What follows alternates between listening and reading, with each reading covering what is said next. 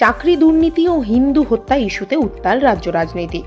এই পরিস্থিতিতে সরগরম বাঁকুড়াও। পরপর দুদিন বিজেপি নেতাদের বিস্ফোরক মন্তব্যে রাজনীতির পারদ চড়ছে তত্তর করে। শুক্রবার ওন্দার বিজেপি বিধায়ক অমরনাথ শাখার মন্তব্যের রেশ কাটতে না কাটতেই শনিবার বাঁকুড়ার মাচানতলায় বিজেপির পথসভা থেকে মারমুখী হুঁশিয়ারি দেন জেলার আরেক বিধায়ক নীলাদ্রি শেখর দানা। হিন্দু সম্প্রদায়ের উদ্দেশ্যে তিনি বলেন, নিজেদের আত্মরক্ষার জন্য একটা করে যন্ত্র রাখুন। তার এই মন্তব্য ঘিরে রাজনৈতিক মহলে চাঞ্চল্য ছড়িয়েছে।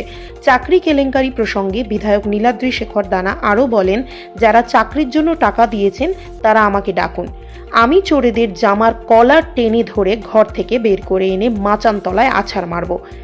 এখানেই থেমে না থেকে তিনি তৃণমূল নেতাদের উদ্দেশ্যে বলেন, যদি কাউকে 1000 টাকাও দিয়ে থাকেন তাহলে তার আন্ডার প্যান্ট পর্যন্ত খুলে নেবেন।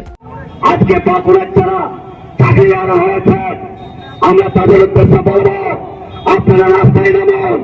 আর আপনাদের যে টাকা নিয়েছে আমাকে ডাকবেন। ওই জামার কলা খুলে ঘর থেকে টেনে বেরিয়ে নিয়ে আসে এই মাচান তোলে আসলে তাদেরকে মারতে হবে, দলটিকে করতে হবে।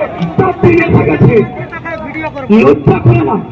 আমি বলবো, বন্ধু টাকা দিতে নিয়ে ব্যাগ সমেত ছাড়িয়ে নেবেন, কোন রকম কুণ্ঠাবোধ করবেন না। 1000 টাকা কিলো তার আন্ডার প্যান্ট পর্যন্ত খুলে নেবেন। সেই টাকাটা আমার ট্যাক্সের টাকা, তাই তোমার কোনো অধিকার নেই।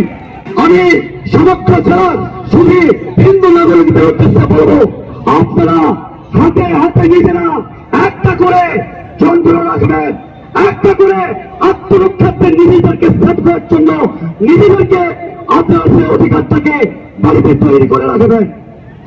যন্ত্র বলতে আপনারা যদি খারাপ ভাবেন ভাবতে পারেন, যন্ত্র বলতে নিজেদের আত্মরক্ষার জন্য মোটরসাইকেল যন্ত্র থাকে, পাখা থাকে গরমে হাওয়া খাওয়ার জন্য, তার বল বিয়ারিং থাকে, ডাব থাকে গরমে জল খাওয়ার জন্য, ডাব যন্ত্র থাকবে, এইসব যন্ত্র। হ্যাঁ, সেটা আপনি যদি ভাবেন আপনি ভাবতে পারেন নিজের মতন করে।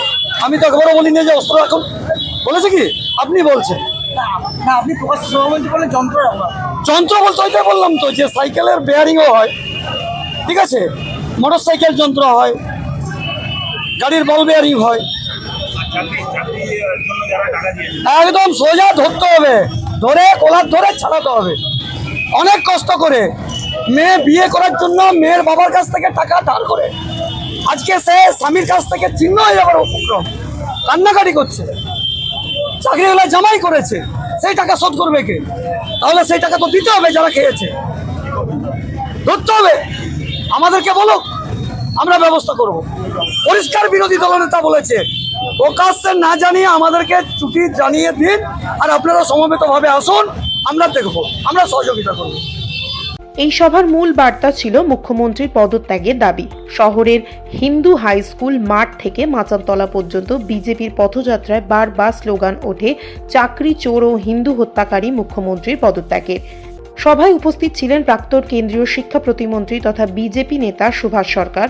তার কথায়, যারা চাকরির জন্য তৃণমূলের দালালদের টাকা দিয়েছেন তাদের টাকা ফেরতের জন্য আমরা বিজেপির পক্ষ থেকে সর্বত্রভাবে সহযোগিতা করব। প্রয়োজনে ওই দালালদের আকাশমুক্ত মঞ্চে তুলে জামা কাপড় খুলে জল বিচুটি দিয়ে চাবুক মারা হবে। তিনি আরও বলেন, এই রাজ্যে হিন্দুদের সম্পত্তি লুট হচ্ছে।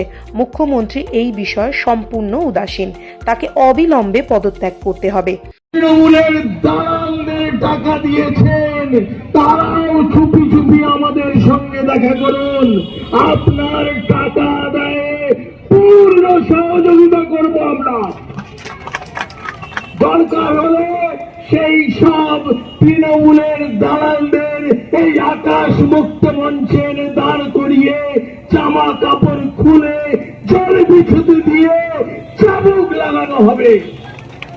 হিন্দুদের সম্পত্তি লুট হওয়া, হিন্দুদের ঘর ছেড়ে নিজের বাসস্থান ছেড়ে অন্য জেলায় অন্য রাজ্যে চলে যাওয়ার জন্য আপনার পদত্যাগ আমরা সমস্ত হিন্দুরা দাবি করছি।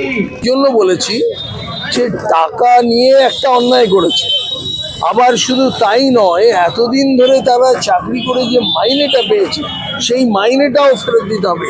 এইরকম একটা ভয়ঙ্কর পরিস্থিতির মধ্যে পড়ার যে সেই কারণ হচ্ছে সেই দালালগুলো।